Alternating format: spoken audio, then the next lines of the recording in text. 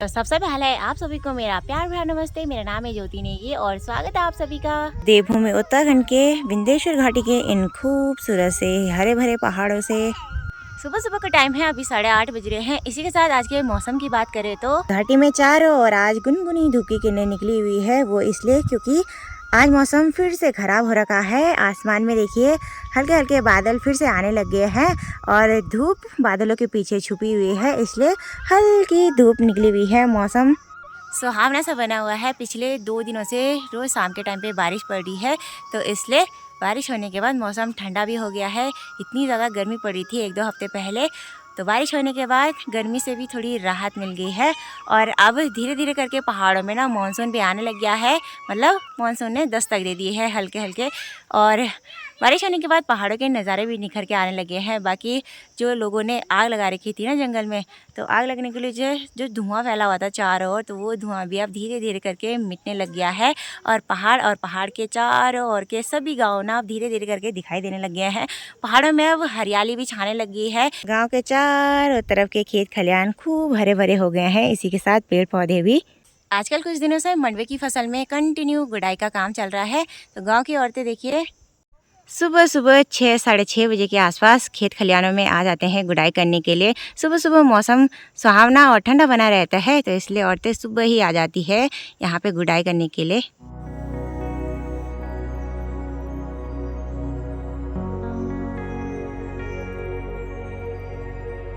सुबह सुबह का टाइम है और रोज़ की तरह मम्मी देखिए बच्चों को स्कूल का होमवर्क भी करा रही है और साथ साथ में रिवीजन भी। अब धीरे धीरे करके हमारे घर के छोटे छोटे बच्चे बड़े होने लग गए हैं, तो इनका माइंड डेवलप करना भी ज़रूरी है ना यांश? इधर देखो, हाय कर दो। क्या लिख रहा है यांश? क्या है ये? बताओ क्या है, कौन सा नंबर है? नंबर से कौन सा नंबर है वो? कौन सा है बताओ?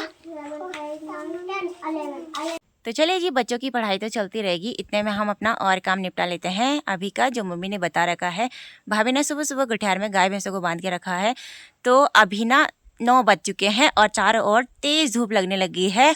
तो आजकल जैसे गर्मियों का सीज़न है, तो हमारे पहाड़ों में ना गौशालाओं में काफ़ी गर्म होता है सुबह सुबह के टाइम पे भी, तो गाय भैंसों का ख्याल रखना भी बहुत ज़रूरी होता है। भाभी ने उनको गुठियार में ठंडे ठंडे माहौल में बांध के रखा हुआ है। और अभी धूप तेज़ हो गई है, तो मम्मी बोल रही है गाय भैंसों को पानी भी पिला के आ जा, साथ में उनको घास भी देना है और गौशाला के अंदर भी बांधना है। तो चलिए जी, अभी मैं जाने वाली हूँ गौशाला। और आजकल जैसे हमारे गाँव में पानी नहीं आ रहा है, 1 महीना तो हो गया है। कभी पानी आता है तो आधे और 1 घंटे के लिए आता है सिर्फ, इससे ज़्यादा कभी पानी नहीं आता। तो पानी की समस्या लगातार बनी हुई है, इसका ना कोई समाधान भी नहीं हो रहा है। कोई जा ही नहीं रहा पानी लेने के लिए, तो क्या ही कर सकते हैं। तो आजकल हमें रोज़ाना कुंड में जाना पड़ता है पानी लेने के लिए। तो अभी मैं पानी के लिए घर से ले जा रही हूँ 1 बोतल और ये वाला गंता।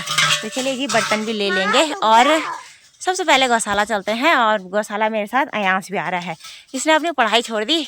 इसको लगा मेरी मम्मी पता नहीं कहाँ जा रही है, तो मम्मी के पीछे पीछे चलो भाई। तो लीजिए, मैं अपनी गौशाला में भी पहुंच गई हूँ। और जहाँ पे देखिए हमारी भैंस बंधी रहती है ना, यहाँ पे जल्दी ही धूप आ जाती है। बाकी जहाँ पे हमारी भैंस की छोटी बच्ची हमारी थोड़ी बंधी रहती है, यहाँ पे ये बांज का पेड़ है और बांज के पेड़ की यहाँ पे छाँव ही रहती है, तो इसके लिए तो धूप नहीं होती है। लेकिन हमारी कालू प्रसाद के लिए धूप हो जाती है। तो आजकल हमारे गांव में बांज वाली घास भी कट रही है जंगलों में, तो भाभी देखिए शाम के टाइम पे बांज लेने के लिए जाती है। और हमारी भैंस को बांज की घास ना पसंद नहीं आ रही, इसकी मन पसंदीदा घास ज़मीन वाली नीचे वाली हरी हरी घास है, तो इसलिए इस घास को नहीं खा रही। और देखिए इसके मुंह पे कितना सारा गाज लगा हुआ है, ये देखिए। तो इसने ना अपना खाना ना जुगाड़ दिया होगा, तो इसलिए इसके मुंह पे ऐसी गाज लग जाती है ये। तो अब एक बारी में भैंस और बैलों को पानी पिला देते हैं फटाफट से।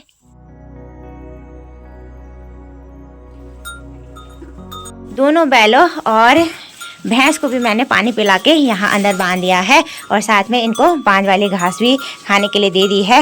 हमारे बैल तो मस्त से होके बांज खा रहे हैं, लेकिन बांज को ना हमारी भैंस नहीं खा रही है। हमारी भैंस उग गई है बांज खा खा के, तो इसलिए मैंने उसको तिलौंज वाला घास दे रखा है। बांज की दो प्रजातियां होती है। एक तो कुछ इस तरह की, इसे कहते हैं तिलौंज। ये ना दोनों तरफ से इसके पत्ते हरे रहते हैं, तो इसे भैंस ज़्यादा खाना पसंद करती है और उनके मन पसंदीदा घासों में से एक रहती है ये तिलौंज वाली घास।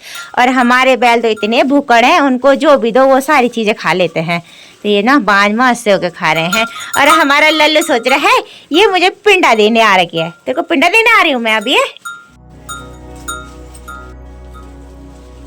तो लीजिए अभी हम पहुंच चुके हैं कुंड में, और अब यहाँ से ना सामने नल से पानी भर लेते हैं।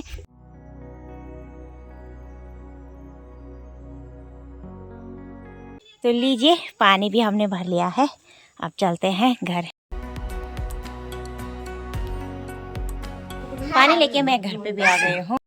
अभी तेज गर्मी पड़ रही है, तो जो औरतें खेतों में गुड़ाई करने के लिए आ रखी थी वो भी अब घर की ओर जाने लग गई हैं।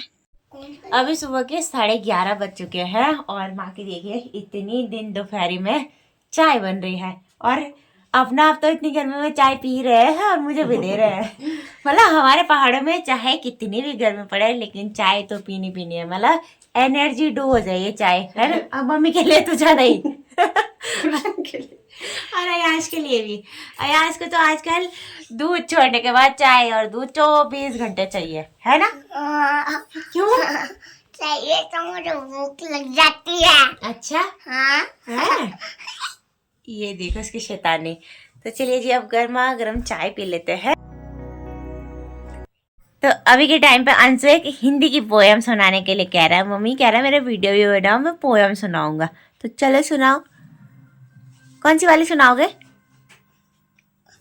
मेरी रंग की कार। मेरे रंग की कार, अच्छा लाल रंग की मेरी कार सुनाओ। लाल रंग की मेरी कार थी, दो पहिए चार, उसमें बैठा एक सवार, उन्होंने बढ़ाए बार बार। ठीक है, गुड बॉय। अब वो वाली सुनाओ, हेलो हेलो मिस्टर ऊँट वाली।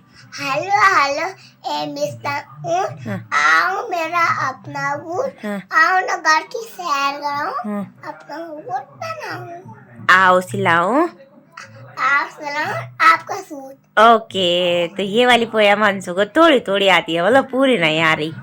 अभी दिन के 11:36 हो रहे हैं, और दिन बढ़ने के साथ अभी हम लोग की हो गई है लंच करने की तैयारी।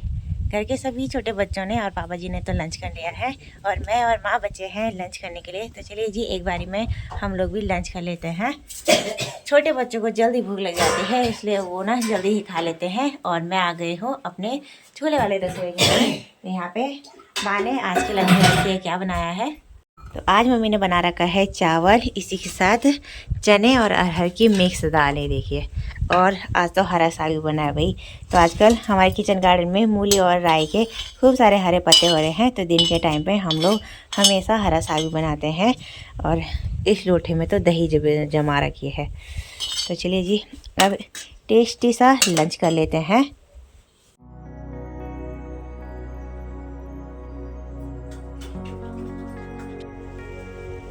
शाम के करीबन अभी 3 बजने ही वाले हैं मेरे घर के ऊपर, और घाटी में चारों ओर देखिए मौसम फिर से गड़बड़ा गया है। आसमान में काले काले बादल चारों ओर लग गए हैं, और आसमान में इतनी तेज बादलों की गड़गड़ाहट हो रही है ना, और बारिश आने की संभावना बनी हुई है। साथ में ठंडी ठंडी हवाएं भी चल रही है। इसी के साथ मैं अभी आ रखी हूँ अपनी गौशाला में फिर से गाय भैंसों को घास देने के लिए। तो यहाँ मैंने गौशाला में अंदर गाय भैंसों को घास भी दे दिया है। देखिए घास तो दे दिया है, और गाय भैंस मस्त है घास भी खाने लगे हैं। तो चलिए जी दरवाज़ा बंद कर देते हैं। वैसे तो गाय भैंसों को अभी के टाइम पे बाहर निकालना था ठंडी ठंडी हवा में, लेकिन अभी मौसम थोड़ा गड़बड़ सा हो रखा है, बारिश आने के लिए हो रखा है। क्या पता बारिश आ जाए, तो बारिश में कहाँ बांधना गाय भैंसों को बाहर, तो इस वजह से इन्हें भी अंदर ही बांध के रखते हैं। तो चलिए जी अब यहाँ गुठियार में ना मैंने कल का ये जो कच्चा गोबर था इसको सुखाने के लिए डाल रखा था। गोबर अभी सूख गया है, तो मैं सोच रही हूँ यहाँ से एक घीड़ा गोबर ना घर लेके चलते हैं। अभी मैं इस कंडी में घास लेके आई गाय भैंस को देने के लिए। सुबह भाभी गई थी खेतों में घास लेने के लिए, तो अभी मैं लेके आई उसको यहाँ छानी में। तो सामने भी मैंने गोबर सुखाने के लिए डाल रखा था। और जो ये नीचे वाला गोबर है ना, ये देखिए कितना काला है और ये गोबर अच्छे से सड़ गल गया है। अब जैसी बारिश होगी तो हमारे ना खेतों में मिर्च की पौध लगाने की तैयारी भी हो जाएगी। अभी हमने क्यारी बनाने का काम तो कंप्लीट कर दिया है। अब ना पौधे रुपाई करने के लिए रह रखे हैं। तो रुपाई करने से पहले ना हम लोग कंपोस्ट खाद डालते हैं खेतों में, वो गोबर वाली। तो गोबर वाली जो जैविक खाद होती है ना, ये ना अच्छी उपज करती है। तो इसलिए हम लोग ज़्यादातर इसी खाद को अपने खेतों में डालते हैं। तो चलिए जी, यहाँ पे देखिए ये वाला गोबर भरने जा रही हूँ मैं कंडी में। तो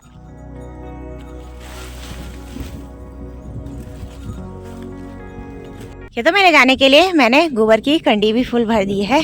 बाकी यहाँ सामने इस भीड़ पे देखिए, भाभी ने आजकल खूब सारे गोबर के उपले ऐसे इस भीड़ पे चिपका रखे हैं बना के, ये देखिए। तो आजकल ये उपले ना गर्मियों के सीज़न में यहाँ गुठार में आग जलाने के काम आते हैं। इन उपलों के धुओं से ना मच्छर मक्खी भागती हैं और गाय भैंसों को परेशान नहीं करती, इसलिए इन उपलों को बनाना भी बहुत ज़रूरी है भाई। और ये उपले ना अच्छे से सूख गए हैं, ये देखिए। और जैसे ये सूख जाएंगे ना, वैसे ही दीवार से अपने आप निकल के नीचे गिर जाएंगे, जैसे कि सामने पे यहाँ पे गिर रखा है, ये देखिए। जी हाँ, बिना देरी किए हुए फटाफट से चलते हैं घर पे, क्योंकि बारिश कभी भी तेज लग सकती है। अभी के टाइम पे मैं गोबर लेके अपने किचन गार्डन सगोड़े में आ गई हूँ। अब इस सगोड़े में हम लोग ना मूली के बीज बोएंगे अगले महीने तक। तो इसमें गोबर वाली खाद डालना भी बहुत ज़रूरी है बीज की बुआई से पहले। और अभी हल्की हल्की बारिश की बूंदाबांदी होने लग गए हैं। और कल जो मैंने खरपतवार यहाँ इन खेतों से निकाला था, पापा जी ने देखिए सामने उस खरपतवार पे अभी ना आग भी जला दी है। तो आजकल इस सीज़न में ना खेतों में खूब सारा खरपतवार हुआ रहता है। तो खरपतवार को निकालना भी एक समय पे बहुत ज़रूरी होता है भाई। तो चलिए जी, अब घर चलते हैं। कंडी का गोबर यहीं पे ऐसे करके निकाल देते हैं। बाकी ये गोबर ना काफ़ी बारीक हो रखा है और इसमें जो बांज बुरास सयार के पत्ते थे ना, वो भी अच्छे से गल गए हैं। अभी के टाइम से घंडियाल के साइड से खूब बादल गरज रहे हैं और हल्की हल्की बूंदाबांदी भी होने लगी है। इसी के साथ तेज ठंडी ठंडी हवाएं भी चल रही है।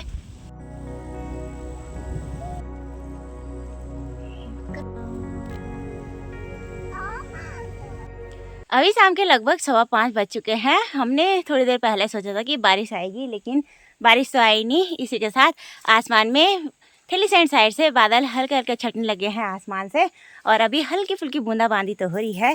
बाकी मम्मी अभी घर के साइड पे हमारे इन खेतों के इस साइड देखिए, ये जो बांज वाली घास के पेड़ है ना, इन पेड़ों से बांज निकाल रही है। तो माँ ने देखिए बांज भी काट दिया है, इसी के साथ बांज की भारी भी लगा के रेडी कर दी है। तो मम्मी के पैरों में ना दर्द होता है, तो इसलिए माँ ना ये बांज वाली घास को, इस भारी को नहीं उठा पाएगी। तो चलिए जी, मैं ही मम्मी की हेल्प कर देती हूँ और इस भारी को ना गौशाला में रख के आती हूँ। अभी मैंने बांज की भारी तो उठा ली है, मम्मी ने थोड़ा सा ही काट रखा है इसलिए हल्का हो रहा है। और जो ये हमारे गौशाला जाने का रास्ता है ना, वैसे तो ये रास्ता काफ़ी चौड़ा है, लेकिन जो ये बांज की टहनियाँ है ना, वो काफ़ी लंबी लंबी है। तो ये टहनियाँ इस रास्ते में ना इधर और एक दूसरे साइड फंस रही है मतलब, और जाने में काफ़ी प्रॉब्लम हो रही है। और थोड़ा सा ही आने में देखिए मेरा सांस फूल गई है। अपनी गौशाला में आने में करीबन मुझे 15 मिनट लग गए और बांज की भारी को मैंने सामने यहाँ गुठियार में बिछा दिया है। और इतनी ज़्यादा गर्मी हो गई ना, क्या ही बोले, भयंकर थकान लग गई भाई। वैसे तो हम लोग का ये आम दिनों का काम होता है, लेकिन काफ़ी टाइम से ये बांज की भारी मैंने उठाई नहीं थी, इसलिए मेरा सांस बहुत ज़्यादा फूल गया है। अभी के टाइम पे मेरे साथ अंशु भी आ रखा है गौशाला पे, और अब थोड़ी देर बाद मम्मी आएगी भैंस का दूध निकाल।